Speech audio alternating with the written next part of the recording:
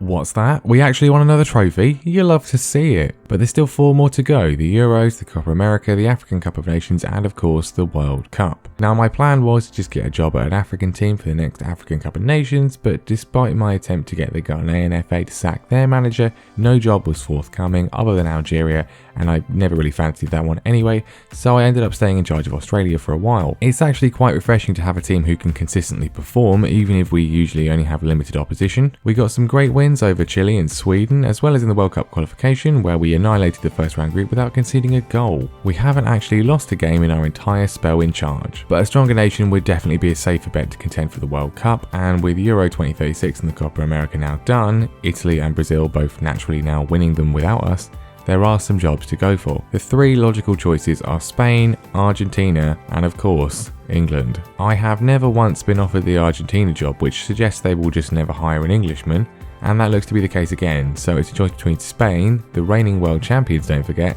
and England. Our home, birthplace, our destiny. England have had an interesting time of things in this save. Back-to-back Euro wins in 2024 and 2028, either side of a World Cup final defeat, some extremely random managers as well.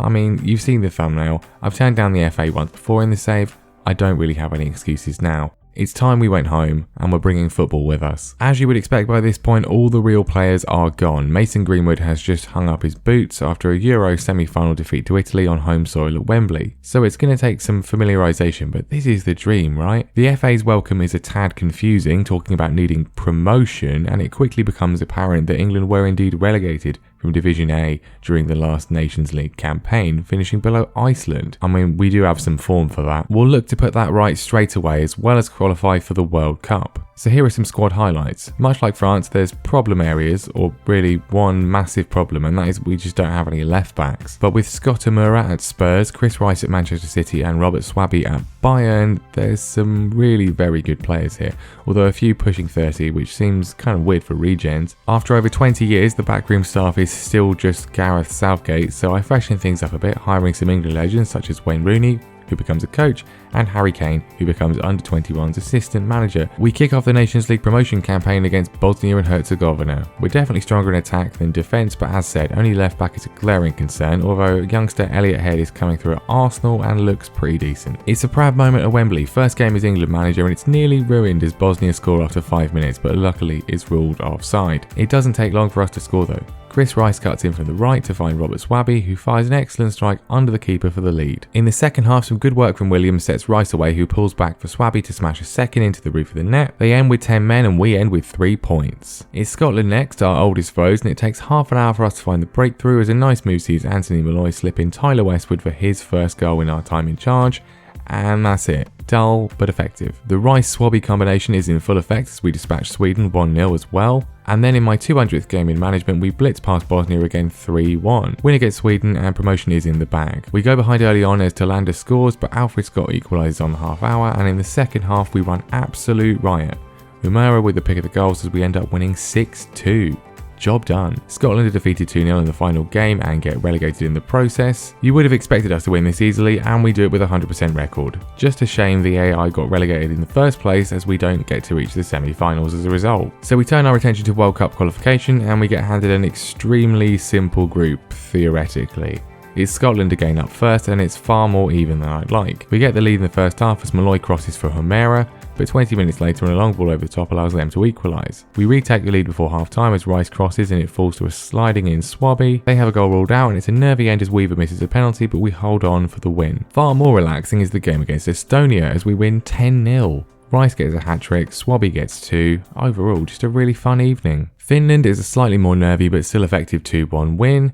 And then we demolish Cyprus 6-0. The next round is key though. Scotland and then Ukraine are second and third in the group and recently drew with each other. Win these games and we take total control. I start Monsuro Alawale up front, who's done well for Brighton in his brief career so far, and in what is in no way a cheap way of preventing him from declaring for Nigeria, Your Honour, I swear. We lead within 10 minutes, Philip Rolfe heading in from Umara's corner. Chris Rice, back from a recent injury, is fouled in the box and Umara converts for 2. In the second half, Head's throw-in is flicked on by Swaby and the debutant Olawale heads home for 3. A cheap ploy and an effective one, another 3 points. Ukraine are more of a test though. Clearly so, as 2 minutes in, Simpson gives the ball away cheaply and Mazur finds himself breezing past our defence to score. Awful defending all round. But their lead doesn't last long as Umera plays a perfect curving ball for Chris Rice to dispatch. And then 25 minutes in, Olawale is on hand for Swabi to give us the lead. Our attackers are pretty good, our defence is not. Some truly appalling marking on display once again as a simple move from Ukraine sees Ilian equalise. And then Ukraine come forward again and a great ball sees Ilian score at the near post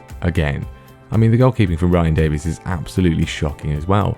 And they are FMing us massively here, so I retract my comment about the attackers being good. And there we go, our first defeat as England boss. Truly shocking. I would find them all and make them come into training, but you can't do that with international football. Ukraine go 1 point above us at the top of the group, meaning we'll need a big result in the return game at Wembley to top it. We breeze past Estonia again, 6-0 this time, before a 1-0 win over Finland. The good thing is that with the newly expanded World Cup, most second place teams will actually qualify anyway, so we should be alright. We go for some revenge against Ukraine. I dropped Ryan Davies from goal for Lee Richards, who is massively better and I just hadn't noticed. And it's a terrible game. Ukraine have the only visible chance of the first half as we struggle to create anything. In the 75th minute we finally have the ball in the net, but Edwards' effort is ruled out for offside. And then with 6 minutes left, finally some quality as Umera's free kick is nodded in by Olawale.